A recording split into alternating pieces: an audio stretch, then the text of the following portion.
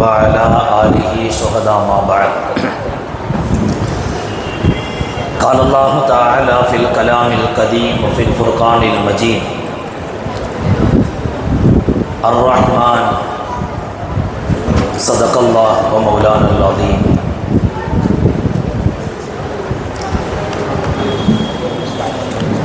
கோவை மாநகர அஹ்லு சுன்னத் வல் ஜமாத்துல் உலமா சபையின் சார்பாகவும் வடக்கு பகுதி உலமாக்கள் மற்றும் வடகோவை அஹ்லே சுன்னத் வல் ஜமாத் சிடிசி பள்ளிவாசல் இணைந்து நடத்துகிற கோடைகால பயிற்சி வகுப்பு, மாணவர்களுக்கான பரிசளிப்பு, மக்தப் மதரசாவுடைய விழிப்புணர்வு ஆகிய இந்த சிறப்பான இந்த நிகழ்விற்கு எனக்கு முன்னால் பேசிய சங்கைக்குரிய ஆலிம் உலமா பெருமக்கள், அதைவிட சிறப்பான முறையில் பேசிய மாணவ செல்வங்கள், குழந்தைகள் எல்லோருக்குமாக அஸ்ஸலாமு அலைக்கும் வரஹ்மத்துல்லாஹி வபரகாத்துஹு. இன்ஷா அல்லாஹ் இன்னும் சிறிது நேரத்தில், ஒரு காமணி நேரத்தில் பாங்கு சொல்லப்படும். அதுவரையிலும் குழந்தைகளுக்கும் பெற்றோர்களுக்குமாக சில செய்திகளை சொல்ல வேண்டும் என்ற அடிப்படையில் சில விஷயங்களை பகிர்ந்து கொள்ள விரும்புகிறோம். குறிப்பாக தாய்மார்கள் நிறைய இருக்கிறீர்கள். அல்லாஹ் நமக்கு மக்களை கொடுத்து நமக்கு பெரியதோர் எதிர்பார்ப்பை அல்லாஹ் ஏற்படுத்தி இருக்கிறான். மக்களை எப்படி வளர்த்துறோம், எப்படியெல்லாம் குழந்தைகளை நாம் பக்குவப்படுத்துகிறோம், இருக்கிற குழந்தைகள் எப்படி இருக்க வேண்டும், அவர்களுக்கான வழிகாட்டல் என்ன என்பதை குறித்து பெற்றோர்கள் முதலில் அதை உள்வாங்கிக் கொள்ள வேண்டும். பெற்றோர்களுடைய பொறுப்பும் அது சார்ந்த குழந்தைகள் சார்ந்த ஒரு அறிவும் இருந்தால்தான் குழந்தைகளை சரியான முறையில் வார்த்து எடுக்க முடியும். குறிப்பாக மக்தபுனுடைய இந்த நிகழ்வு, குழந்தைகளை ஏன் மதரசாவுக்கு அனுப்புகிறோம், ஏன் மதரசாவுடைய கல்வி தேவை அப்படின்னு பார்த்தா, இன்னைக்கு இருக்கிற ஸ்கூலுடைய கல்விகளை பொறுத்தவரை எல்லாமே நம்முடைய கொள்கைகளுக்கு நேர் மாறான கொள்கை, இஸ்லாமிய சித்தாந்தத்திற்கு மாற்றமான கொள்கை தான் இன்றைக்கு இருக்கிற பள்ளி கல்லூரிகளில் இருக்கிறது. உதாரணத்திற்கு, ஒரு மரம் வளருது, நல்லா குழந்தைங்க நல்லா கவனிச்சுக்கணும். கடைசியில் கேள்வி கேட்போம், நல்லா என்ன சொன்னோங்கிறது நல்லா கவனிச்சுக்கணும். ஒரு மரம் வளருது, வளர்ந்துச்சு அப்படின்னா ஸ்கூலில் என்ன சொல்லித்தராங்க? இயற்கை, மரம் வளருவது இயற்கை, சூரியன் உதயமாகுவது இயற்கை, இந்த உலகம் உருவானது இயற்கை அப்படிங்கிறாங்க. ஆனால் உண்மையில் இஸ்லாமிய கொள்கை அப்படின்னா, மரத்தை அல்லாஹுதான் வளர்த்தினார், சூரியன் உதயமாக்க வைப்பது அது அல்லாஹுதான் அதை செய்தார். இந்த உலகம் இயற்கையாக உருவாகவில்லை, அல்லாஹுதான் உருவாக்கினார். இந்த கல்வி அல்லாஹுதான் உருவாக்கினான் என்ற இந்த கல்வி மதரசால மட்டும்தான் உங்களுக்கு கிடைக்கும். ஸ்கூல்ல, பள்ளி கல்லூரிகளில் இதற்கு நேர் மாறான, நம்முடைய இஸ்லாமிய சித்தாந்தத்திற்கு நேர் மாறான கல்வி ஸ்கூல்ல சொல்லித்தராங்க. அதனால தான் மதரசாக்களுக்கு குழந்தையை அனுப்பி அந்த குழந்தைகளுக்கு இஸ்லாமிய விஷயங்களை பகிர்ந்து கொள்ள வேண்டும் அப்படிங்கிற அடிப்படையில் நமது முன்னோர்கள் ஸ்கூலுக்கு போறதுக்கு முன்னாடியும் காலையும் மதரசா, ஸ்கூலுக்கு போயிட்டு வந்ததற்கு பிறகும் மதரசா அப்படின்னு நமது முன்னோர்கள் உருவாக்கினார்கள். மக்தபுனுடைய முக்கியமான நோக்கம் நம்முடைய ஈமானை பாதுகாக்க செய்வது. அடுத்து பெற்றோர்களாகிய நாம் நம்முடைய மக்களுக்கு சரியான ஒரு வழிகாட்டலோடு சேர்த்து குழந்தைகளின் மீது ஒரு தனிப்பட்ட ஒரு பாசம் இருந்தால், மார்க்க அறிவு கொடுக்க வேண்டும் என்கிற அக்கறை இருந்தால், அந்த அக்கறையே நம்முடைய மக்களை பெரிய அளவில் அது உயர்த்திவிடும். நீங்க கேள்விப்பட்டு இருக்கலாம், இமாம் புகாரி என்கிற மிகப்பெரிய இமாம், குர்ஆனுக்கு அடுத்த இடத்தில் இருக்கக்கூடிய பெரிய கிதாப் புகாரி என்கிற மிகப்பெரிய ஹதீஸினுடைய கிதாப். அந்த கிதாபை உருவாக்கிய அந்த இமாம் பிறக்கும் போது பார்வை தெரியாதவர், பிறக்கும் போது கண்ணு தெரியாது. கிட்டத்தட்ட 6-7 வயசு வரை இமாம் புகாரிக்கு பார்வை தெரியாது. அவங்க அம்மாவுக்கு கடுமையான கவலை, மகனுக்கு பார்வை தெரியலையே அப்படிங்கிற மிகப்பெரிய கவலை. அல்லாஹுவிடம் கேட்டுக்கொண்டே இருக்கிறார்கள். மகனுக்காக வேண்டி தொடர்ந்து அல்லாஹ்விடத்திலே பிரார்த்தனை செய்து கொண்டே இருக்கிறார்கள். ஒரு கட்டத்தில் அவங்க சொல்றாங்க, புகாரி இமாம் சொல்றாங்க, எங்க அம்மா எனக்காக வேண்டி தஹஜ்ஜத் தொழுகையில எழுந்து உட்கார்ந்து அழுகிற சப்தத்தை பல தடவை நான் கேட்டிருக்கிறேன் அப்படிங்கிறார்.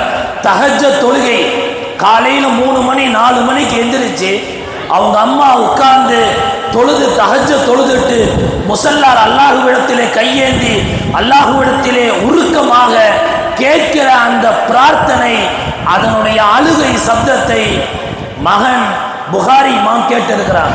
ஒரு தடவை இதே மாதிரி தான் தஹஜ்ஜத் தொழுதுட்டு அதே முசல்லால இமாம் புகாரியினுடைய தாயார் அப்படியே கொஞ்ச நேரம் படுக்கிறார். படுக்கும் போது கனவுல இப்ராஹிம் அலைஹிஸ்ஸலாம் கனவுல வராங்க. கனவுல வந்து சொல்றாங்க, மகளே, உன்னுடைய மகனுக்கு கண் பார்வை கிடைக்க வேண்டுமானால் ஜம்சம் தண்ணீரை எடுத்து உன்னுடைய மகனுடைய கண்ணில் நீ ஊத்து அப்படிங்கிறாங்க. உடனே உச்சகட்டமாக கனவிலிருந்து விழித்த அவங்க தாயார் எந்திரிச்சு வேகமா போய், அவங்க அம்மா எந்திரிச்சு போய் பார்வை தெரியாத 6 வயது அல்லது 7 வயது இருந்த புகாரியினுடைய கண்களில் அந்த ஜம்சம் நீரை ஊற்றி ஸலவாத் ஓதி கண்ணை தேய்ச்சி விடுறாங்க.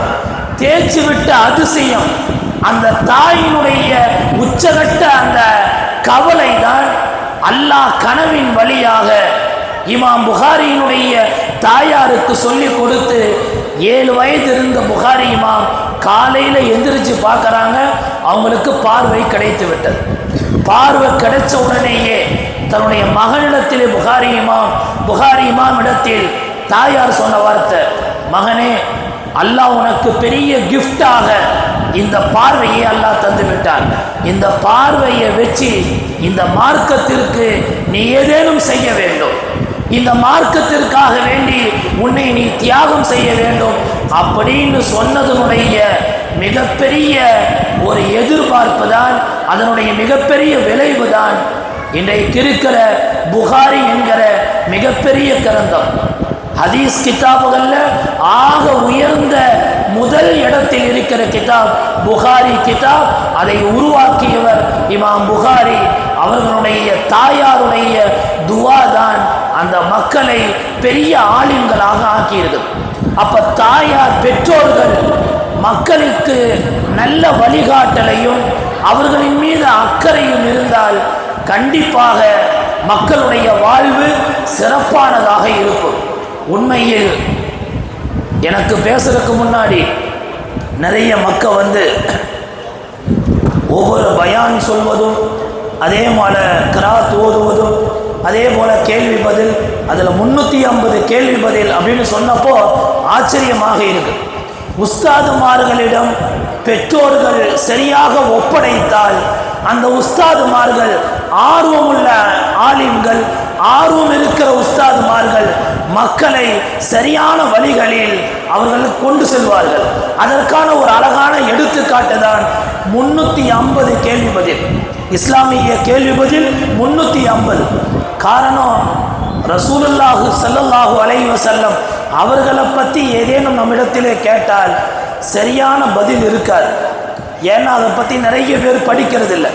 மக்தபு மதரசாவின் வழியாகத்தான் உங்களுக்கான தீனுடைய சரியான கல்வி அறிவு, தீனுடைய மார்க்க அறிவு என்பது இந்த மக்தப் மதரசாக்களின் வழியாக மட்டும்தான் உங்களுக்கு கிடைக்கும். அல்லாஹ் அந்த வகையில் நாம் பெரிய பாக்கியசாலிகள்.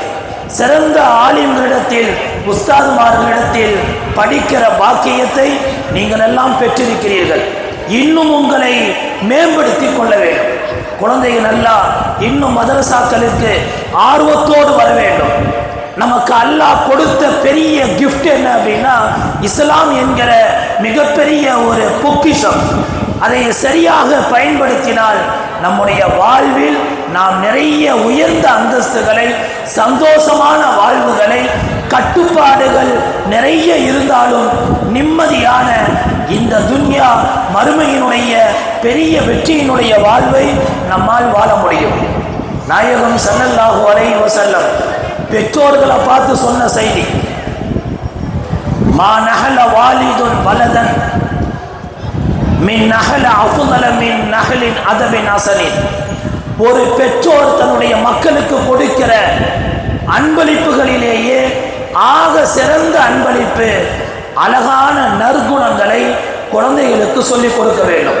குறிப்பாக குழந்தைகளுக்கு சலாம் சொல்வதிலிருந்து எப்படி சலாம் சொல்ல வேண்டும், சாப்பிடும்போது எப்படி நடந்து கொள்ள வேண்டும் என்கிற ஒவ்வொரு ஒழுக்கத்தையும் பெற்றோர்கள் சொல்லிக் கொடுத்தால் அந்த குழந்தைகளுடைய பிற்கால வாழ்வு அல்லாஹ் பரக்கத்தாக அல்லாஹ் ஆக்கி வைப்பான். நாயகம் ஸல்லல்லாஹு அலைஹி வஸல்லம் இன்னொரு ஹதீஸில் சொன்னார்கள், மக்தபுடைய மதரசா கைருக்கும் மன் தஅல்லமல் குர்ஆன வ அல்லமா.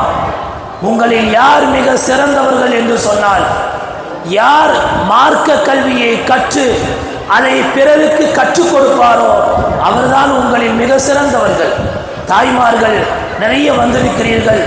உஸ்தாதுமார்களுக்கு நீங்கள் எல்லா வகையிலேயும் சொல்லிக் கொடுக்கிற ஆசிரியர் பெருமக்களுக்கு நீங்கள் ஒத்துழைப்பு கொடுத்தால் கண்டிப்பாக உங்களுடைய குழந்தைகளுடைய பிற்கால வாழ்வு சிறப்பாக அமையும் என்பதில் எந்த சந்தேகமும் இல்லை. எத்தனையோ வரலாற்று நிகழ்வுகளை நம்மால் பார்க்க முடியும். அநேகமாக இன்ஷா அல்லாஹ் லுஹருக்கு பிறகு ஒரு சிறந்த ஒரு பயானை நீங்கள் கேட்க இருக்கிறீர்கள். அந்த பயானில் குர்பானி சம்பந்தமாக பல்வேறு சட்டங்களை சொல்ல இருக்கிறார்கள். அந்த குர்பானி சம்பந்தப்பட்ட முக்கியமான நிகழ்வு தான் ஹஜ்ரத் இப்ராஹிம் அலைஹிஸ்ஸலாம் தன்னுடைய மகன் இஸ்மாயில் அலைஹிஸ்ஸலாத்து வஸ்ஸலாம் அவர்களை அறுப்பதற்காக வேண்டி கொண்டு போனாங்க. நீங்கள்லாம் சம்பவம் கேள்விப்பட்டிருக்கீங்களா? இப்ராஹிம் அலைஹிஸ்ஸலாம் தன்னுடைய சிறிய வயது 10 வயது மகனை அறுப்பதற்காக வேண்டி கொண்டு போறாங்க. கொண்டு போகிற போது இப்ராஹிம் அலைஹிஸ்ஸலாம் கேட்கிறார், மகனே, உன்னை நான் அறுப்பதாக கனவு கண்டேன். 10 வயசு மகன்கிட்ட இப்ராஹிம் அலைஹிஸ்ஸலாம் பேசுறாங்க, உன்னை நான் அறுப்பதாக கனவு கண்டேன் அப்படின்னு சொன்னப்போ அந்த 10 வயது மகன் இஸ்மாயில் அலைஹிஸ்ஸலாம் சொன்ன வார்த்தை குர்ஆன்ல இருக்கு, யா அபதி இஃப்அல் மா துமர் சதஜிதுனி இன்ஷா அல்லாஹு மினஸ் சாபிரீன். தந்தையே, தாராளமாக உங்களுக்கு என்ன கட்டளை இடப்பட்டதோ அதை நீங்கள் நிறைவேற்றுங்கள், நான் பொறுமையானவனாக இருப்பேன். 10 வயது ஒரு சிறுவர், உங்களை மாதிரி தான் வயசு, ஏறக்குறைய 9 அல்லது 10 வயசு. அந்த 10 வயது இஸ்மாயில் அலைஹிஸ்ஸலாம் தந்தையை பார்த்து, தாராளமாக என்னை அறுத்து விடுங்கள், உங்களுக்கு கனவில் எது காட்டப்பட்டதோ அதை தாராளமாக செய்யுங்கள் அப்படின்னா. சொன்னது மட்டுமல்ல, அறுப்பதற்காக வேண்டி இஸ்மாயில் அலைஹிஸ்ஸலாத்தை கையை பிடிச்சி கூட்டிட்டு போறாங்க. கூட்டிட்டு போய் படுக்க வைக்கிறாங்க. படுக்க வைக்கும் போது தந்தையினுடைய முகத்தை பார்த்த இஸ்மாயில் அலைஹிஸ்ஸலாம் சொல்றாங்க, தந்தையே, உங்களுடைய மனம் மாறிவிட வேண்டாம், நீங்க என்னை குப்புற படுக்க வைத்து என்னை நீங்கள் அருங்கள் அப்படிங்கிறாங்க. குப்புற படுக்க வச்சாச்சு. குப்புற படுக்க வைத்த போது அந்த சின்ன வயது பாலகன் 10 வயசு குழந்தை இப்ராஹிம் நபி தந்தையிட்ட சொன்ன வார்த்தை, தந்தையே, என்னை அறுக்கும் போது நான் அல்லாஹ்வுக்காக வேண்டி அறுக்கப்படுகிறேன், நான் துடித்து விடக்கூடாது, துடித்தால் அல்லாஹ் ஏற்க மாட்டான், எனவே என்னை கயிறு போட்டு கட்டிருங்கிறாங்க. கயிறு போட்டு கட்ட ஆரம்பிக்கிற போது அந்த 10 வயது சிறுவன் சொன்ன வார்த்தை, என்னுடைய சட்டையெல்லாம் அவுத்துருங்க, காரணம் என்னுடைய சட்டையில் ரத்தம் பட்டால் அதை பார்த்து என்னுடைய தாய் தாங்கிக் கொள்ள மாட்டாள், எனவே சட்டையெல்லாம் அவிழ்த்துருங்கிறார். இப்ராஹிம் அலைஹிஸ்ஸலாம் தன்னுடைய மனதை கல்லாக ஆக்கி கொண்டு உடனே அவங்க தன்னுடைய மகனுடைய சட்டையை அவுக்குறாங்க, கயிறு போட்டு கட்டுறாங்க, வாளை எடுத்து தீட்டுறாங்க. இஸ்மாயில் நபியை படுக்க போட்டு ஹஜ்ரத் இப்ராஹிம் அலைஹிஸ்ஸலாம் அறுக்க போறாங்க. திரும்பவும் 10 வயது இஸ்மாயில் அலைஹிஸ்ஸலாம் தந்தையிட்ட சொல்றாங்க, தந்தையே, என்னை நீங்க கயிறு கட்டி வச்சுதான் நான் அல்லாஹ்வுக்கு கட்டுப்பட வேண்டும் என்கிற அவசியம் இல்லை. என்னை நீங்க கயிறு கட்டாமல் இருந்தாலும், என்னை நீங்கள் அறுத்தாலும் நான் துடிக்க மாட்டேன். காரணம், அல்லாஹ்வுக்காக வேண்டி நான் அறுக்கப்படுகிறேன் அப்படின்னு சொன்ன போது இப்ராஹிம் அலைஹிஸ்ஸலாம் நிலைகுலைந்து போனார்கள். ஒரு சொந்த மகனை அறுக்கக்கூடிய அளவிற்கு இப்ராஹிம் நபிக்கு அல்லாஹ் பெரும் சோதனைகளை கொடுத்தார். அந்த அளவுக்கு இஸ்மாயில் அலைஹிஸ்ஸலாம் பக்குவமானார்கள் என்றால் அதற்கு காரணம் அவருடைய தாயினுடைய வளர்ப்பு. தாய் ஹாஜரா அம்மையார் கொடுத்த வளர்ப்பு தான் அந்த மகனை, உன்னுடைய தந்தை ஒரு நபி, என்ன சொன்னாலும் அதற்கு நீ கட்டுப்பட வேண்டும், தந்தையினுடைய பேச்சுக்கு மறுபேச்சு பேசக்கூடாது என்று ஒரு தாய் தன்னுடைய மகனை சிறந்த முறையில் வளர்த்தியதுதான் அந்த மகனை மிக சிறந்த ஒரு நபியாக ஆக்கியது என்பதை வரலாற்றில் பார்க்க முடிகிறது. எனவே அல்லாஹ் நமக்கு தந்த பெரும் செல்வமான இந்த குழந்தை செல்வங்களை, மிக சிறந்த பாக்கியமான இந்த சிறுவர்களை நல்ல முறைகளில் பெற்றோர்களாகிய நீங்கள் வளர்த்தி எடுக்க வேண்டும். அல்லாஹ் அமானிதமாக நமக்கு தந்திருக்கிற இந்த செல்வங்களை சிறந்த முறையில் மதரசாக்களில், சரியான முறையில் மக்தப் மதரசாக்களில் காலையிலேயும் மாலையிலேயும் உஸ்தாதுமார்கள் அவரிடத்திலே அனுப்பி வைத்து குழந்தைகளுக்கான இன்மை மறுமையினுடைய கல்விகளை போதிக்க வேண்டும்.